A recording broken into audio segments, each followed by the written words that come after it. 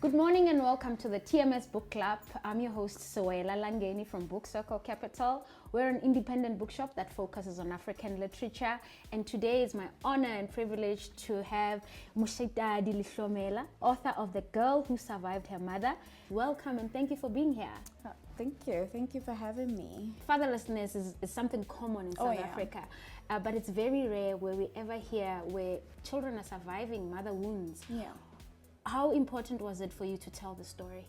It was very important simply because it's my story and it's part of my healing. Yeah. And I feel like we've just gotten to a point where we have to talk about it if we are going to heal as a collective, because we can't ignore that part of our wound, which is also very deep. Yeah. And also, you're right, there's, fatherlessness that is common in South Africa. Yeah. And oftentimes when it comes to mothers, we think about how they struggled Yes. to stay, how they were, not taken care of by our fathers, how they went through so much trauma themselves.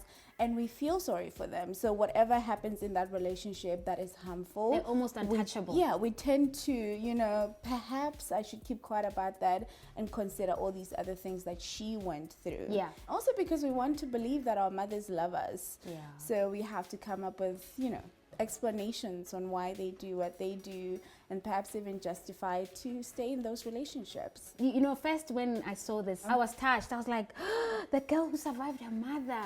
Yeah. Her mother. Because in our minds, we don't ever imagine that somebody would have to survive a mother. A father, yes. Yeah. And I guess you get this a lot, right? I do. Actually, just a few days ago, my younger sister went to a bookstore in Durban and she picks up my book, and a guy says to her, you relate? And she goes, this is my sister's book. And he's like, no, she can't say that about, mothers, it's an African and all of that. Wow. And I was like to her, I get that a lot. Yeah. I get that on social media. I get that in real life where people it's your go. story. And I think that's why the mother wound sort of just thrives in the background, because we are prone to silence about our relationships with our mothers, and oftentimes it's very harmful in those relationships.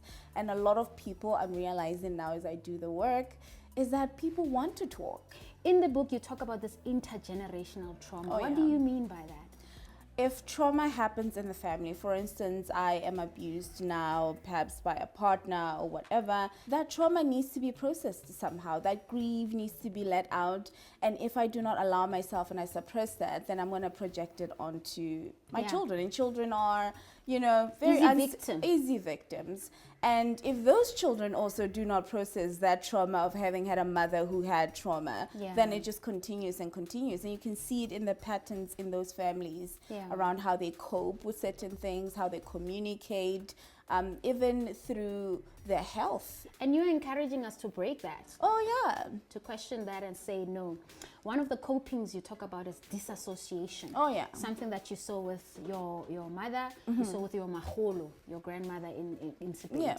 Well, talk to us a bit about this. What is this dissociation? Basically, it's just refusing to see what is happening in front of you because it's just too much, right? And if you read the book, my grandmother was an alcoholic. Yes, right? I was about to say substance abuse becomes one of the ways. And also when I became some sort of an adult, I also started drinking a lot, and I could realize that was continuing in my family. Yeah. So I grew up in a family of women who just never allowed themselves to see what was happening, perhaps because they didn't have the tools to process what was happening to them. And we just grew up in an environment of denial, basically.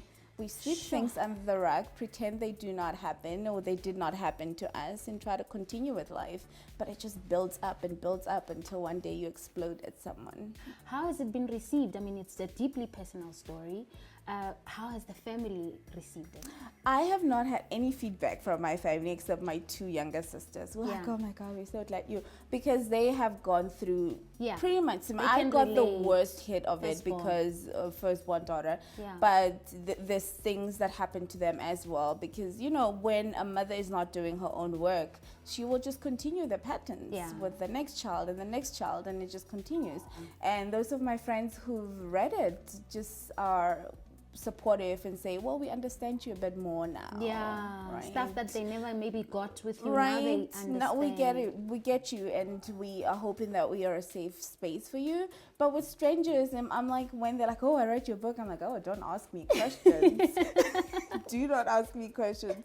But yeah, I think it's been received well at the book launch as well. There are people who say, "I saw the title and I felt validated in that moment immediately."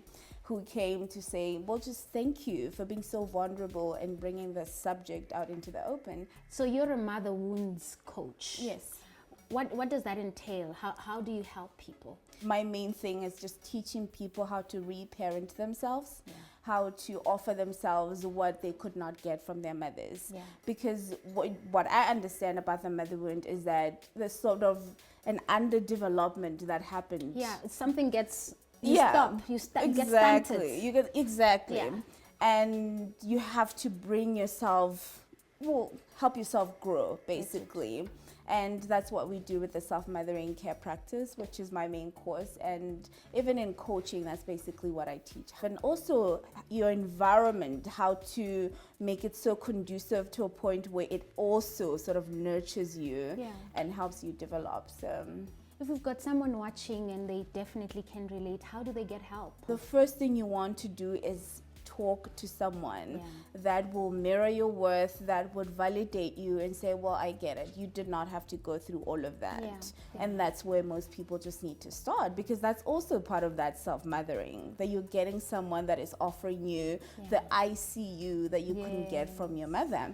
And then from there, you could teach yourself different techniques that I also teach around how to reparent yourself so that you can become your best self. That's all we want. Thank you so much for writing this book. And another step, would be for people to get the book. Oh, yes. Get the book, please. And read the book. If you know somebody that could benefit from reading the book, get the book. And we hope that there'll be more coming from you, I'm sure, in your interactions probably with people. Not another memoir, but I am just more dedicated to helping people have the tools. And I think that is the route I'll be taking from. And read the book. If you know somebody that could benefit from reading the book, get the book. And we hope that there'll be more coming from you, I'm sure, in your interactions with people. Probably not another memoir, but I am just more dedicated to helping people have the tools. And I think that is the route I'll be taking from now on. Thank you.